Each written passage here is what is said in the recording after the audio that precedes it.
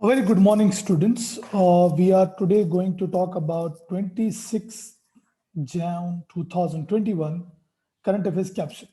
Today, since it's Saturday, there is nothing much in the news, so we will be only covering editorials for you. So let's quickly start before we waste time.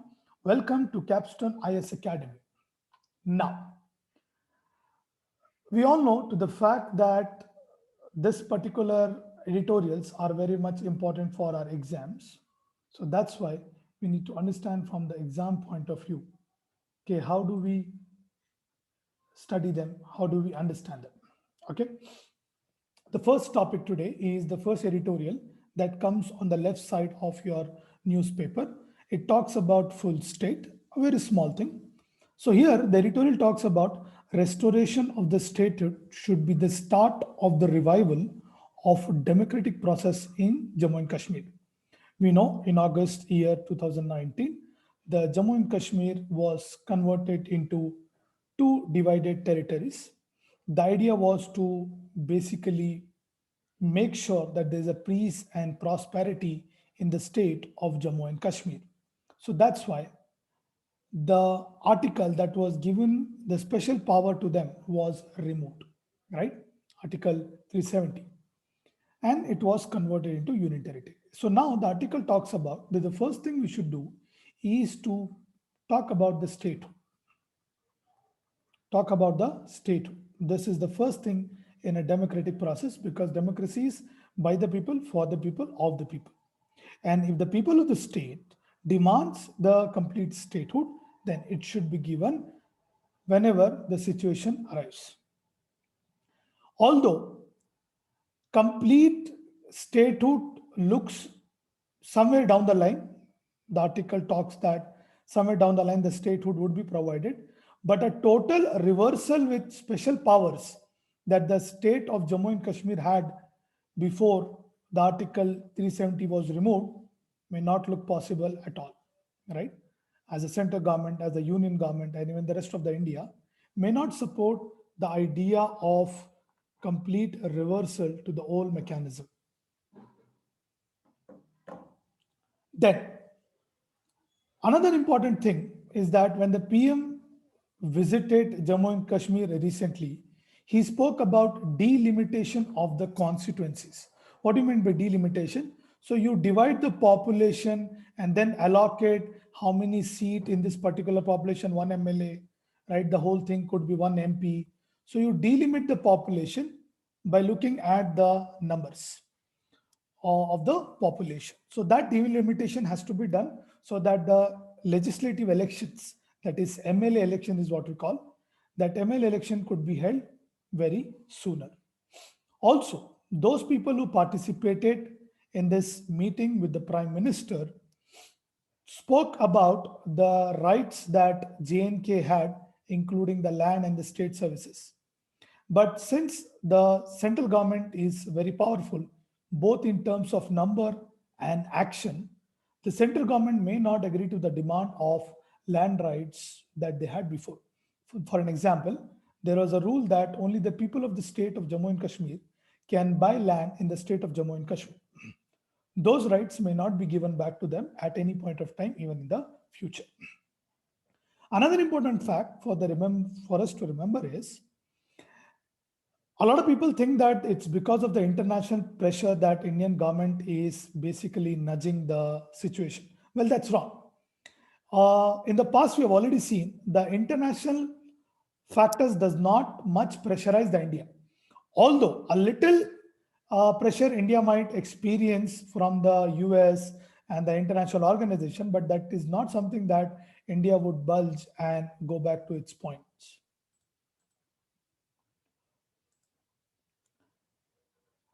The same article that came right after this article also spoke about what should be the Naya Kashmir look like and how we should build towards a Naya Kashmir. Well, it's very simple. If you wanted to build a new Kashmir, then we need to follow the best democratic governance globally. That the state people should be given powers, they should be given power to probably raise the taxes, develop their own state, design policies for them, All this has to be done from the state elected legislative, not from the government, because that is an idea of India. India is an idea developed where all states together came and agreed that we are ready to surrender our powers if the central government is ready to take care of our issues. Then, another thing that we should do is to reduce the trust deficit after the removal of Article 370. We need to reduce the trust deficit that has happened between the New Delhi, that is the union government, and the leaders of Jammu and Kashmir, because they were not informed priorly. It was done all of a sudden. A lot of leaders were detained. So that has to be now rebuilt in a proper manner. Sorry for the spelling mistake, right? Then another important thing is a common area has to be developed where the mainstream political leaders of Kashmir. That's very important. We cannot ignore the political leaders of Kashmir. People believe in them, people follow in them. They know the local issues. We are living in a democracy. We are living in localized government. So we should make sure that we involve the political leaders of Kashmir and the central leadership at the union government for an early return of full statehood in the state of Jammu and Kashmir, right? And as I told you that we will not shift our policies because of an international pressure, but we will definitely take into the fact about what the people of Jammu and Kashmir want and will do best for them. And we should also be aware of the fact that the dangers of Afghanistan, which is now getting take over by the Taliban, might poses a small risk to the state of Jammu and Kashmir because they do share border with Afghanistan. Then we also have Pakistan as one of the stakeholder there. So that's why we need to take into the fact that we should not allow the so-called non-state actors like Taliban to expand their base or to radicalize the people of Jammu and Kashmir, giving 370 as a reason, right? We are not much worried about the Pakistan, but we are definitely concerned about the Pakistan. Why? They do share border with Jammu and Kashmir. They have their own intention with the Jammu and Kashmir, but right now they are going through their own internal issues. So that's why we could take them, right, also as one of the stakeholders that could create problem for us in the state of Jammu and Kashmir.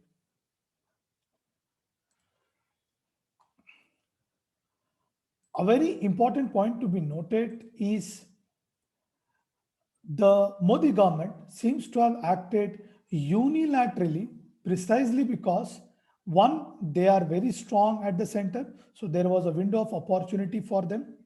They were in a position to act unilaterally, which could not be done by the previous government because they did not have that many number of MPs. Then another thing what they have done is that they have used central law enforcement agency on almost every private institution of influence in union territory, whether it's press, the media, the institutions, the colleges, the NGOs, right? All of them have been talking in the favor of the center action, right? Because of the pressure from the center government. Another thing, the kind of Cartelian policies that we have employed, Sam, Dam, Dand, Beth, right? That is persuade, purchase, punish, and exploit, have also helped to create this new space where there are bureaucracy, there is a media that is completely following the calls of the union government. However, however, the very most important fact is the state of the delivery of the public services have not improved in Kashmir. The internet still has a problem. The municipality, the corporations, the local government are not working up to the mark. There is a problem of road, infrastructure, electricity, we have all the same issues that are there in the rest of the India. And the promise of the investment in the Jammu and Kashmir has also not come from the corporate groups because they are still worried about the non-state actors in the region, in the valley, right? And see, we are living in a 21st century. The most important thing is that 21st century governance and empowerment requires federal solution. You cannot enforce, you cannot force, you cannot punish. You need a federal solution to the problem. And this is a state that is very much part of India. The challenge before Jammu and Kashmir leader, old and new, is to basically arrive at a compelling blueprint of good governance with the framework of healthy federal relationship which rooted in the vision of peace, prosperity, and real empowerment. They cannot fight more with the union government. Rather, the union government and the leaders should come with a blueprint that should help the state to develop. And when the state develops, the people will remain happy and we may not face the problem that we're facing right now in the state of Jammu and Kashmir. Then, the next article talks about the relevant advice to health care workers in the region, sorry, during the time of pandemics. So let's try to understand that. We all know that India is facing a problem of COVID-19. One thing that we ignore is maternal and neonatal complications, pregnant women, right, and the young ones. The kind of complication that they are going through because of the COVID-19 are much serious, right? We are worried about their vaccination. We need to prioritize that because it's not easy. It's a young generation that is coming into this world. So we need to do best what we can. Let's look at India's demographic dividend. We are all proud of India's demographic dividend, but we should not forget the fact that it is completely dependent upon our high birth rate. If you do not have a high birth rate, then we may not remain a demographic dividend country in the future. Today, the number of births in India is 72,000 per day, and it would increase and it might decrease if we do not protect our maternal and neonatal generation from the complication of COVID-19. Look at the case of maternity services in India. Both public and private, they are very much already overburdened. Institutional deliveries have become difficult, especially during the time of COVID. Hospital does not have a face. So we are facing a very major crisis because of this pandemic. There was already a report in Hindu from the Kerala where the pregnant women have uncovered from many serious medical problems because of the COVID-19. And we need to solve this. Very serious complications. A lot of time has led to death of both the mother and the child or the mother. And we need to do something about it. We all know to the fact that maternal and neonatal complication increases with maternal obesity, diabetes, and we know that obesity and the diabetes adds more severe complications to COVID-19. So there is an urgent need for the action, especially the professional bodies, including to the government, that we should immediately facilitate better health services as well as vaccination to the pregnant woman. The first thing is we need to advise women, can they give a break in their conceive? In the sense, can they plan their pregnancy after the COVID or maybe after getting the vaccination? Because if they are not pregnant, then they are safe. We are not telling them not to have child. That's not the idea. That is not at all the idea. The idea is to basically push the pregnancy to a level where both the partners are vaccinated so that they are safe from the COVID-19 complication that might occur. Temporary and irreversible contraception are an easy solution. It's not at all difficult. It's quite famous. People do it. And during COVID time, it's much, much preferable. It's an effective way to postpone the pregnancy. Thereby, will decrease the number of women going to the hospital, will decrease the burden on the health infrastructure, will also save the life of pregnant women. For an example, we need to build up a dedicated ultrasound centers, scan centers, so that the pregnant woman should be away from exposure to the COVID-19, and that is the need of the hour. If you look at the case of United Kingdom and United States, they have realized the benefits of vaccinating the pregnant woman with an mRNA vaccination, and we should also prioritize that first. Because if you vaccinate them, you're not only saving the child and the woman, but you're also reducing the burden on the health infrastructure. So a very good option would be to provide them an inactivated vaccine, that is Covaxin, that would definitely have an advantage over the vectored vaccine, that is Covishield or Sputnik. Vaccinate the pregnant woman, enhance the vaccine coverage, try to create awareness about them to push their pregnancy on high priority basis, educate them about the complication that might happen because of the pregnancy during the COVID time. And this is the only way we would be able to save them from the COVID-19 complication and reduce the burden on the health infrastructure. Or else we would reach to a situation where we will just not have people dying, but it will also have pregnant and neonatal dying because of the exposure to the COVID-19. Okay, so that's all for today. I hope you have liked the video. Please do watch and understand the basics and try to remember these points for your main examination. Hopefully on Monday we will cover much detailed news. Thank you for the day. Goodbye.